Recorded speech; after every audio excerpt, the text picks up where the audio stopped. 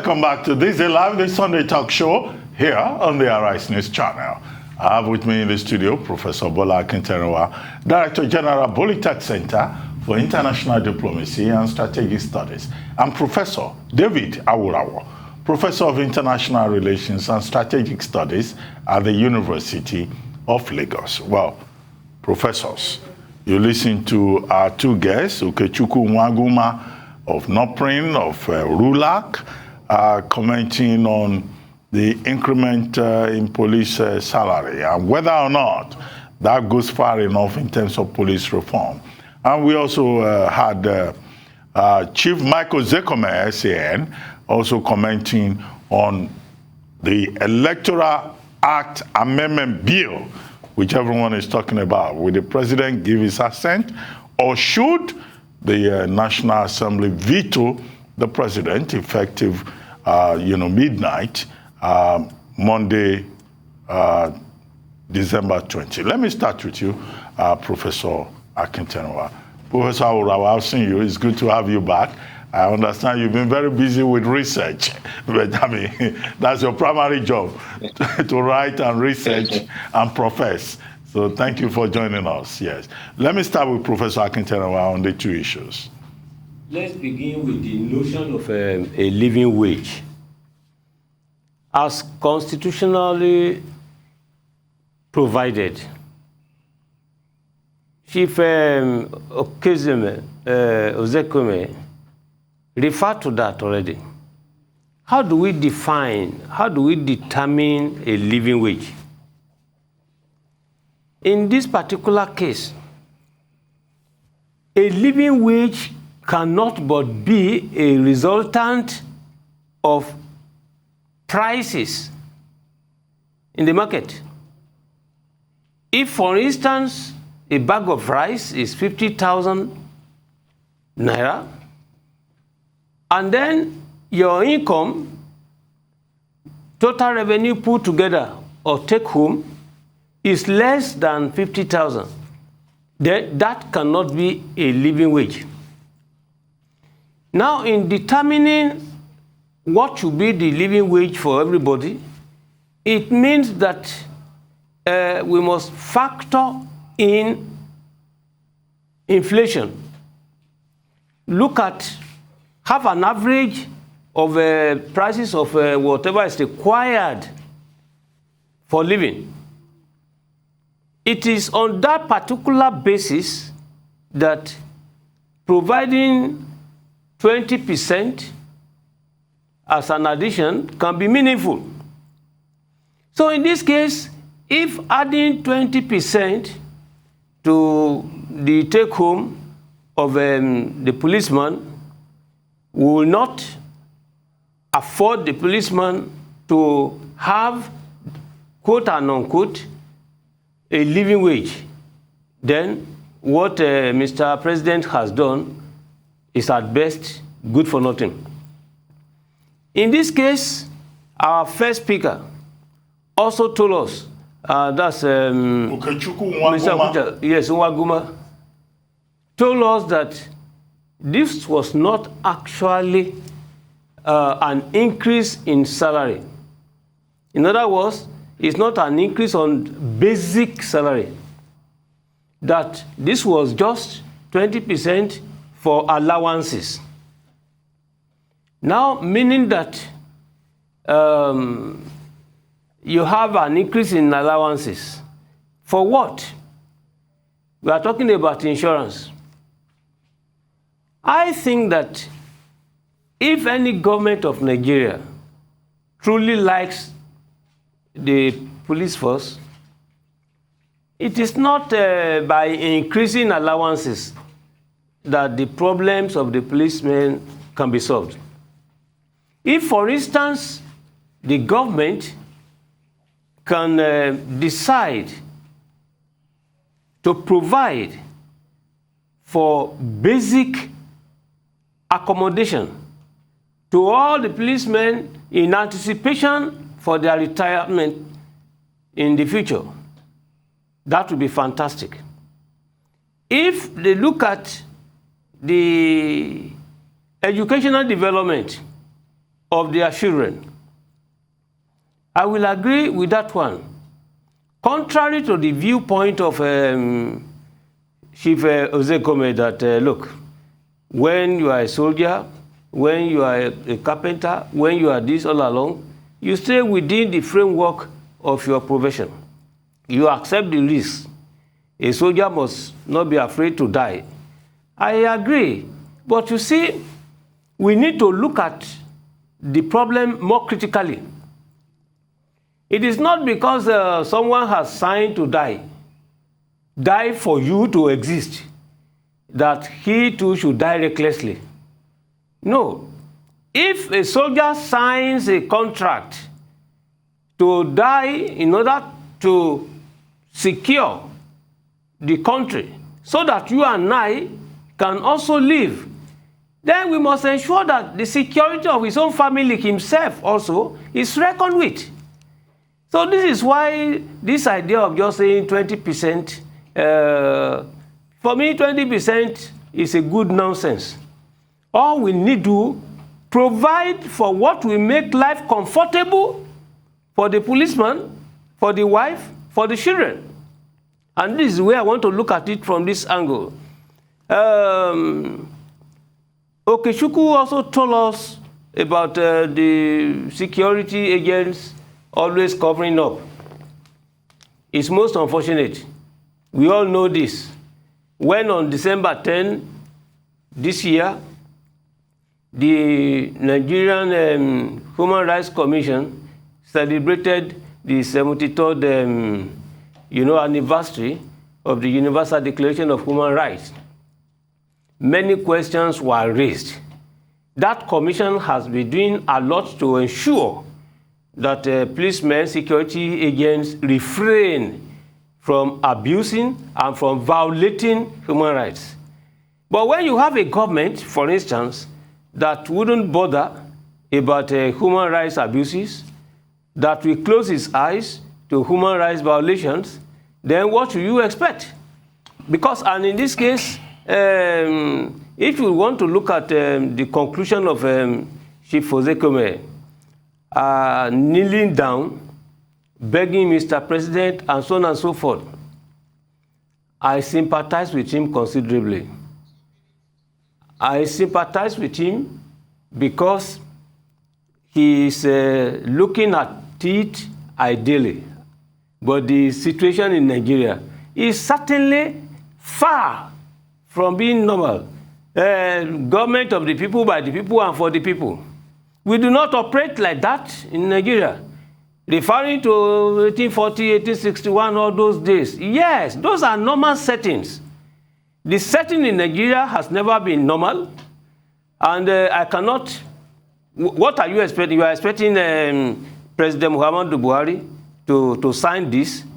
If President Muhammadu Buhari believes in his own future, that he wants a legacy to be set aside, he will ignore the interests of governors.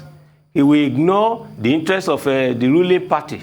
He will now say, look, I was elected on the basis of universal suffrage, elected by the people. Therefore, let me give satisfaction. Let me protect the interests of the people.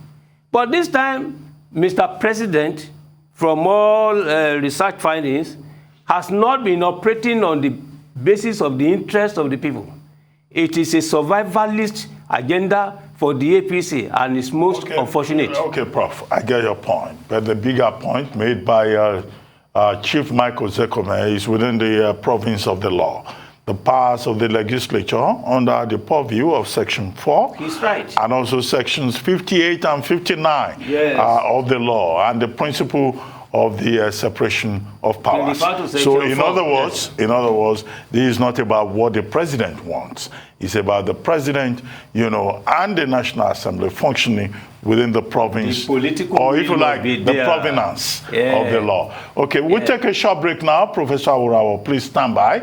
When we return, I'll come back to you, Professor David Awurawo, and you can give your take on these two topics that we've been discussing. Even if it's just these two topics that we're able to take today, it will have served, I believe, the purpose of our viewers.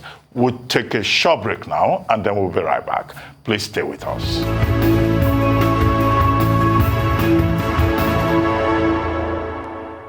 Welcome back to This Day Live, the Sunday talk show here on the Arise News channel. I still have with me in the studio Professor Bola Akinterenwa, Director General, Bolitech Center for International Diplomacy and Strategic Studies, and Professor David Awurawo, Professor of International Relations and Strategic Studies at the University of Lagos, Nigeria. Well, Professor Awurawo, it's now your turn to comment on these two issues.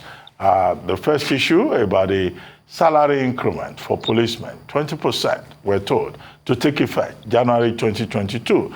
And we had Okechukwu Nwaguma of RULAC and NOPRIN commenting on that, saying that the reform perhaps does not go enough. And we have also had on this program Chief Mike Ozekomes, Senior Advocate of Nigeria, commenting on the pending Electoral Act Amendment Bill, which the President is expected to give his assent to. Over to you. Thank you very much for having me. Let me first comment on the increase in the salaries of the police that the federal government announced in the course of the week, on last Wednesday to be precise. I want to begin by commending the government for the step to increase the salaries of police officers. It is commendable because over the years, the need to improve the welfare of the police has been recognized. People have commented on the very poor, working condition of the police and the remuneration of the police, and virtually nothing, has been done. I agree with Mr. Okechukwu that it is too small. When you add 20% to what the police currently earn, and we also understand that it is mainly on allowances, when we add 20% to whatever it is, it will be an increase in what they take home at this point. Even then, I think the government should be commended for at least beginning with something. But the point to make is that what is to be added to what the policemen earn at the moment is too small. I would say infinitesimal. So what we are saying is that the government should recognize that. They shouldn't think that, at the end of 2021, the salaries of policemen was increased, and that is the end of the story. The point we are making is that it is too small, and there should be efforts to ensure that that continues. It is not just a one-off thing. In the course of 2022, let us see what the government does again to further improve the working condition of the police, further increase in their salaries, so that they will be in a very good position to be able to perform their functions, carry out their duties, and all of these so many things that the police has been involved in, which are not ethical.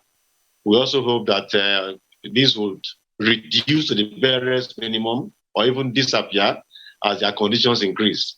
And like other panelists have said, the police often refer to their poor working condition as a reason for, checkpoints where they collect, even something as low as 20 naira, 10 naira, to tell you, how bad the condition, the desperation, is. So I commend the government for the step, and we hope that it is not just signing of, things on paper. It's something that will commence as, a promise by government on the 1st of January 2022, and that as 2022 progresses, at some point, efforts will be made to further increase what the policemen earn, and that this thing should be periodic. It should be something that will take place regularly. It should not be a one-off thing, because the 20%, as everybody agrees, is too small. It will only be a marginal, improvement on what the policemen earn at the moment. That is my position on the police welfare, police increment of salary that the government has carried out in the course of the week. The second issue has to do with the electoral bill, which was passed by the National Assembly and sent to government. The president for assent has been lying there now, and we just have a day or so to go.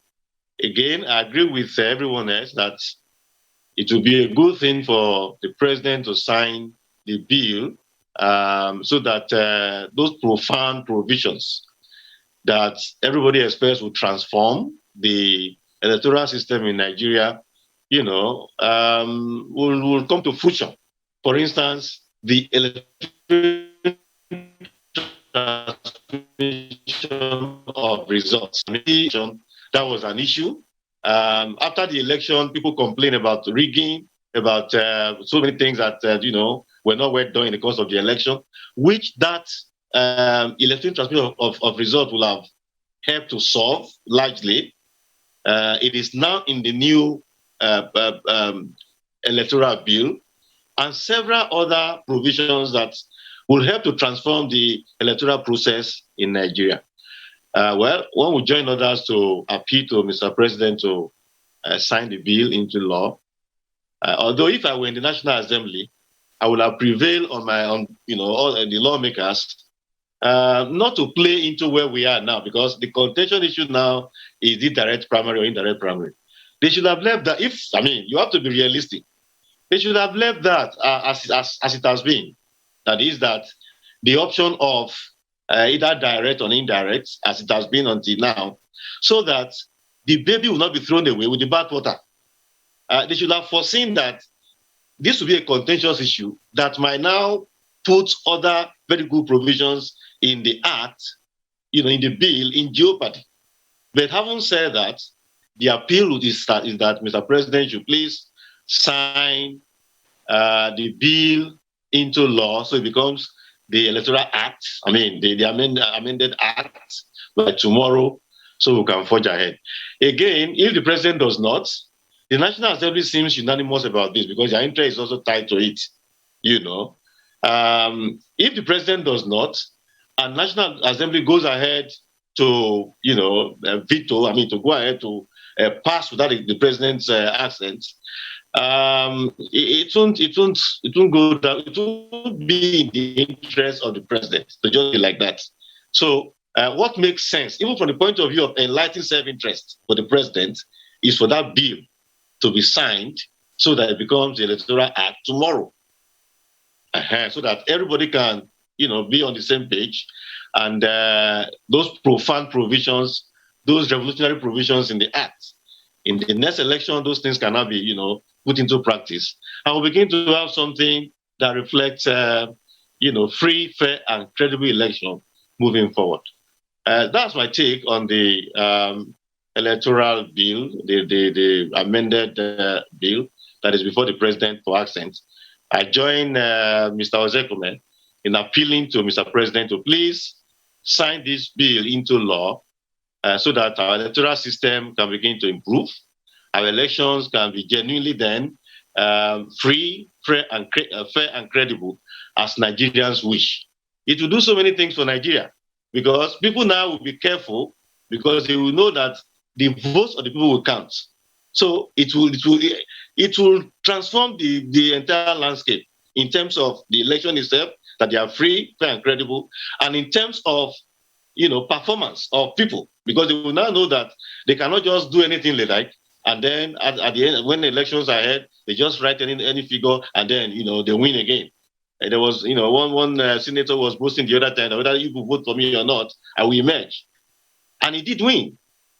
He said that because he was sure that rigging would take place, and the vote of the people will not be needed for him to win. But if elections are free, fair, and credible, it will not only improve the democratic process, it will also compel those who are elected into office to ensure that they do well, because they will have a day of reckoning with the electorate if they don't. All of these are things that are tied to that, bill, which is why everybody is appealing to Mr. President to please sign the bill into law so that our electoral system can begin to, improve from where we are now. Well, thank you, Professor Awurawo. Thank you, Professor Akinterenwa. Let's take one more subject. And Professor Awurawo, I'm going to come back to you immediately because this is right down your alley, okay? Professor Akinterenwa is also an academic, and although he is retired now, having crossed the age of 70, but you are still there. But it's a subject of interest for both of you. The Academic Union of Nigerian University Lecturers, ASUU, may soon embark on another industrial action.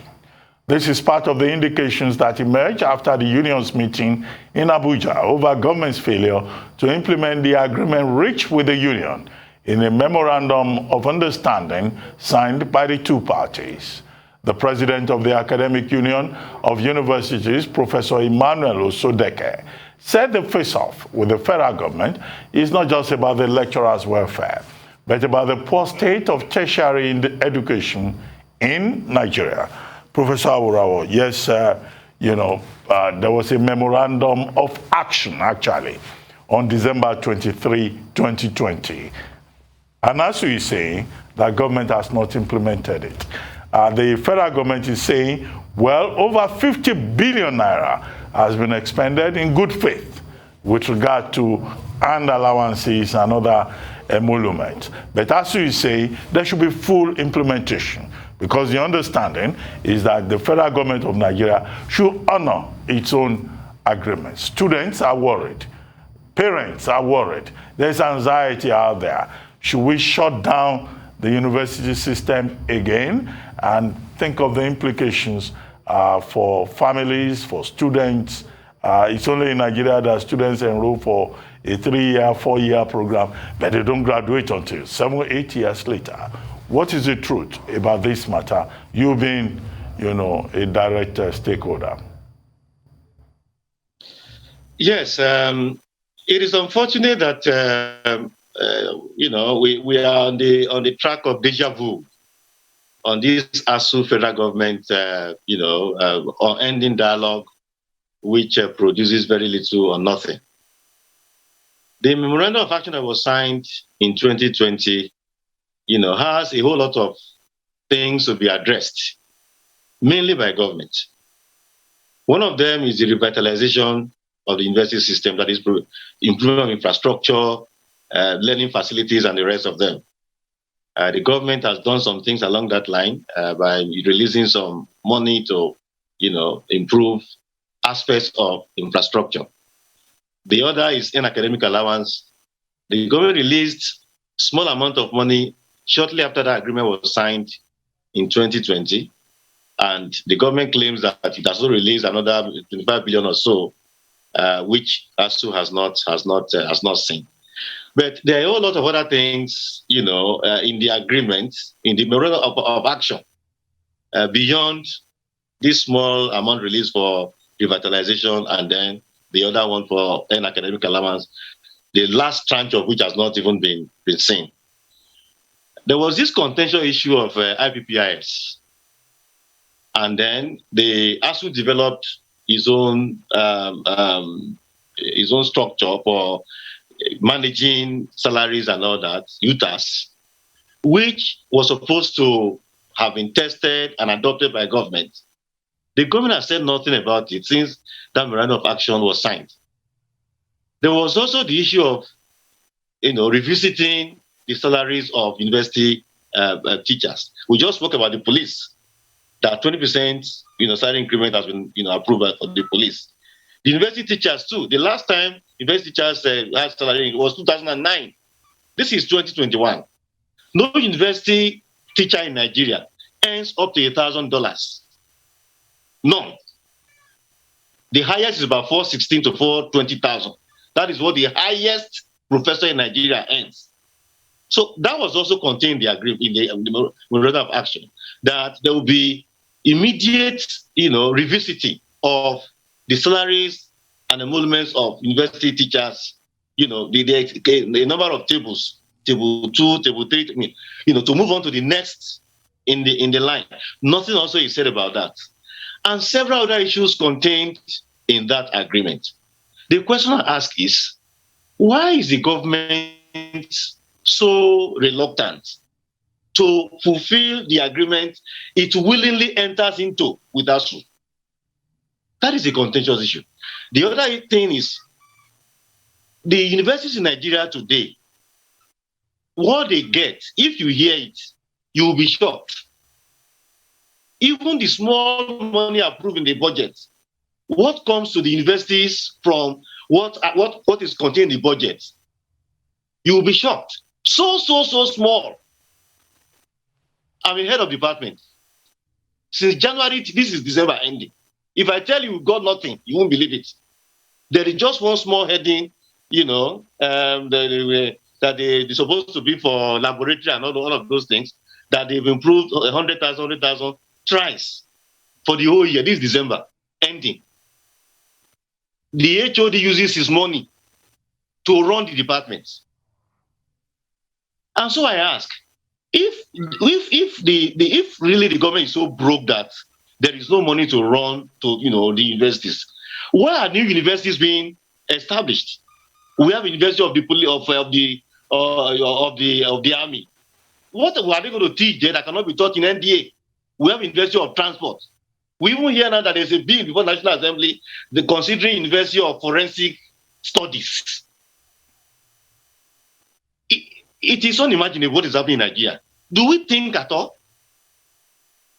So the main issue now is that memorandum of action, all the things that the government promised to do there, government has done practically nothing. And so as we're appealing to Mr. President that the electoral bill be signed, so too we're appealing to the President, the Minister of Education, and all the stakeholders to please go back to what they willingly agreed to in the 2020 Memorandum of Action and begin to show commitment in implementing them. That is the only way to avert industrial action in the universities once again. I repeat, university teachers deserve living wage, just like everybody else. What they earn now is not living wage. The university system deserves better funding, not establishing new universities. And then every other thing that is agreed to in that MOA, the government should show commitment in implementing. When that happens, all of this we are talking about strike, university teachers are not foolish, they're not idiots, they are also not people who are interested in holding the system to ransom. If government pays attention to all those things agreed to, peace will return to the university system. Well, okay, Professor Awurawo, let me listen to the emeritus professor who is sitting with me here in the studio. He probably thinks your generation is earning more than you deserve, because if he compares it to his own pay slip, he will probably think, oh, these younger professors are earning so much and they are complaining. Professor Akintenwa. In the same vein, I sympathize with Professor Awurawo. The way I did for Mike Ozekome. Professor Awurawo asks a question. Are we thinking at all? I will try to answer on behalf of the generality of the people. Yes, we are thinking, but the thinking is not hard. Our thinking is very selfish. Our thinking is very myopic. And why? When you think myopically, why will you expect that a government will be readily prepared to operate on the basis of the principle of sanctity of agreement, pacta sunt servanda? Now, what is missing? Why I agreed more than 70% with Ozekome and with you also to the tune of 70%, the critical difference of 30% deals with the fact that the people of Nigeria does not constitute a priority in political governance. It's as simple as that. The moment you don't give priority to the people, then why would you expect that good governance will be predicated on the objectivity of purpose and honesty of purpose? The issue is this. The language that the government of Nigeria understands, when I talk about government of Nigeria, particularly from 2015 to date, under President Muhammadu Buhari. Look, President Muhammadu Buhari told us that they called me Baba Go Slow, and he admitted. So, Baba Go Slow takes life quietly. He makes haste slowly. He makes haste slowly. Therefore, if you do not prioritize by way of manu military, government will never answer. So if ASUU is going on strike again, yes, that's the language they understand. ASUU is not fighting for itself. It's fighting for students, and it's fighting for their parents. They are fighting for the goodness of Nigeria. They are looking at the future, and they are carrying out conjectural analysis to respond to the challenges of the future. But the APC ruling party, the government of the day, they are only looking at the issues of today only. It's survival. Why should we be begging Mr. President to sign the bill? You and Ozekome, you are begging him. Begging him for what? The issue is that, please, if the people of Nigeria will take priority, then a president that was elected on the basis of universal suffrage, a government that derives its legitimate power, authority from the people, should take priority. You don't need to beg anyone. Even if President Muhammadu Buhari will not be living in 2023, for instance, if it takes that the interest of the people comes first, then he can be dreaming, thinking of leaving behind a legacy. I belong to a school of thought that President Buhari, all right, is not capable of leaving any legacy. Why? Because the people of Nigeria does not constitute a priority. Okay. That's where the psychology of human differences comes in. Yeah, Professor Akintenewa, I hope you get a response to that from Garuba Shehu or Femi Adesina. Yes, you know, or perhaps Alhaji Lai Mohammed, because opinion is divided in that regard. A few days ago, President Muhammadu Buhari was 79, and his spokespersons were saying that his administration has done a lot, and he himself has been an exceptional leader. That's their position. But you don't think so. But anyway, that's a matter for debate. If we allowed, but not now. You will not allow. It's a matter for debate, but not at this moment. Because we need to take just one more subject before we go, and it has to do with the Debt Management Office, the DMO, which has declared that the total public debt of Nigeria increased quarter on quarter by 7.2%. or 2.540 trillion to 38.005 trillion in the third quarter of the year 2021, from 35.565 trillion in the second quarter of this year. According to the Debt Management Office, both the federal government and state governments are responsible for these debts, which are incurred from both external and internal sources. The DMO added that the increase in the debt was a result of the 4 billion euro bond issued by the federal government in September, following the approval of the National Assembly. Well, Professor Awurawa, I'll come right back to you. Nigeria's public debt rising, the DMO saying, well, we're safe, we're within the bracket in terms of debt to GDP ratio, and that in any case, Nigeria didn't mortgage national assets as collateral for Chinese loans, which is another thing that many Nigerians are concerned about. But what do you think?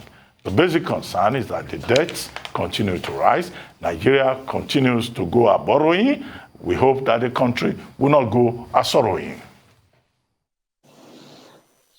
Yeah, if we say we should not be disturbed, we should not worry, then it would have been wrong to be happy, and then the way we celebrated in 2006, when our debts were largely paid off, negotiated and then paid off under the Obasanjo administration. We were very happy at that time because we knew that a large chunk of our national resources was used to service the debt.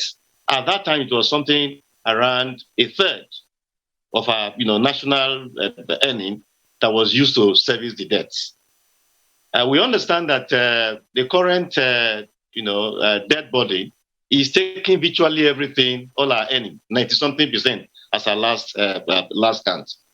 So if people from the DMO office come and say, oh, we are still within the range of debt to GDP ratio and all that, what about the huge chunk of our national resources that is used to service the debts?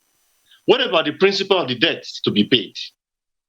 That is why these arguments do not make sense to people like us, because we know that the huge resources that we'll use to service the debts and then the principal that also keeps mounting means that the future, will be troubled. The resources that we'll need to be able to improve infrastructure, to improve the economy, to improve the quality of life of Nigerians, we go into these debts. And I've said this several times, that we have a problem of ability to create wealth. Just anybody with half a logical mind in government can go and borrow money from all sorts of places and do railway and do also infrastructure here and there. Anybody can do that.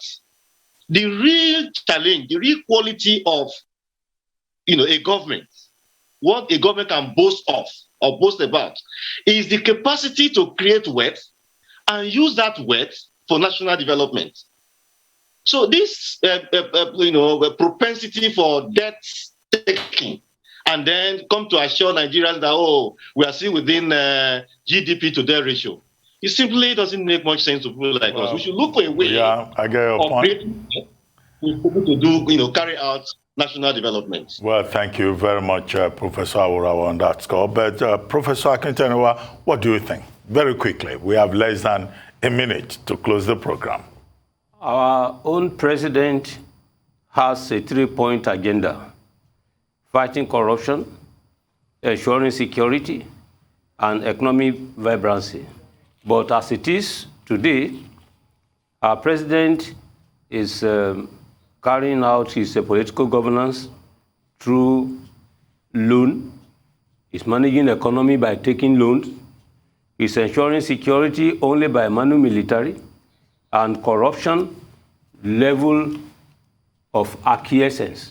In this case, I conclude that if OBJ left 28 billion 1999, and today we are talking about 38 billion, something is wrong with the administration. Well, thank you very much, Professor Awurawa and Professor Akintanewa here. Well, you've been watching This Day Live, the Sunday talk show, here on Arise News. I'm Ruben Abati. For my entire team here in Lagos, it's bye for now, and thank you very much for watching. We'll see you again next week. Thank you.